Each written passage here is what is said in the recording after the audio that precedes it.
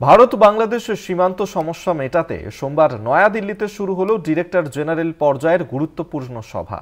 টানা 4 দিন ধরে চলবে এই সভা। দুই দেশের সীমান্তের নানা সমস্যা মেটাতে বিএসএফ বিজিবির সর্বোচ্চ পর্যায়ের সভা গুরুত্বপূর্ণ ভূমিকা নিতে পারে। এই সভার ঠিক আগে রবিবার বৈঠকে মিলিত হয়েছিলেন ভারতের বিদেশমন্ত্রী এস জয়শঙ্কর এবং বাংলাদেশের বিদেশ মন্ত্রকের উপদেষ্টা মোহাম্মদ তৌহিদ হোসেন।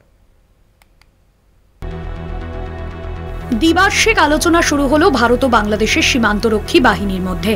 সোমবার নয়াদিল্লিতে বিএসএফ এর সদর দপ্তরে শুরু হলো বিএসএফ এবং বর্ডার গার্ড বাংলাদেশের মধ্যে উচ্চ পর্যায়ের সীমান্ত সমন্বয় সম্মেলন। 20 ফেব্রুয়ারি পর্যন্ত চলবে এই সভা। মেজর জেনারেল মোহাম্মদ আশরাফুজ্জামান সিদ্দিকীর নেতৃত্বে 17 সদস্যের বিজিবির একটি দল এই বৈঠকে এসেছেন। সীমান্ত সম্পর্কিত বিষয়গুলি নিয়ে আলোচনা এবং উভয় সীমান্তরক্ষী বাহিনীর মধ্যে আরও ভালো সমন্বয়ের জন্য এই সম্মেলনের আয়োজন করা হচ্ছে বলে বিএসএফ এক বিবৃতিতে জানিয়েছে। কিছুদিন আগেই মালদহের সুখদেবপুরে সীমানায় কাঁটাতারের বেড়া লাগাতে গেল বিএসএফকে বাধা দেন বাংলাদেশের কিছু মানুষ। তাদের সঙ্গে যোগ দেন বিজিবি। বেড়া লাগানো স্থগিত রেখে ফিরে আসতে হয় বিএসএফকে। বাংলাদেশ আশ্রিত দুষ্কৃতীরা বিএসএফ জওয়ান এবং ভারতীয় নাগরিকদের উপর আক্রমণ হামলা চালাচ্ছে।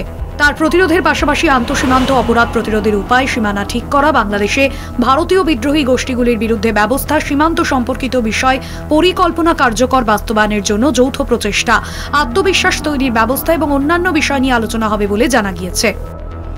ভারত বাংলাদেশের মোট সীমানা 8097 কিলোমিটার। পশ্চিমবঙ্গে বিস্তৃত 2217 কিলোমিটার, যার মধ্যে 1169 কিলোমিটার কাঁটাতারের বেড়াযুক্ত এবং 591 কিলোমিটার কোনো বেড়া নেই। এছাড়া ত্রিপুরা, অসম, মেঘালয়, মিজোরাম রাজ্য জুড়ে 1880 কিলোমিটার সীমানা। ভারতের তরফে সীমান্তে মানব পাচার, গরু পাচার, স্মাগলিং, অবৈধ কার্যকলাপ আটকাতে সব রকম চেষ্টা করা হবে।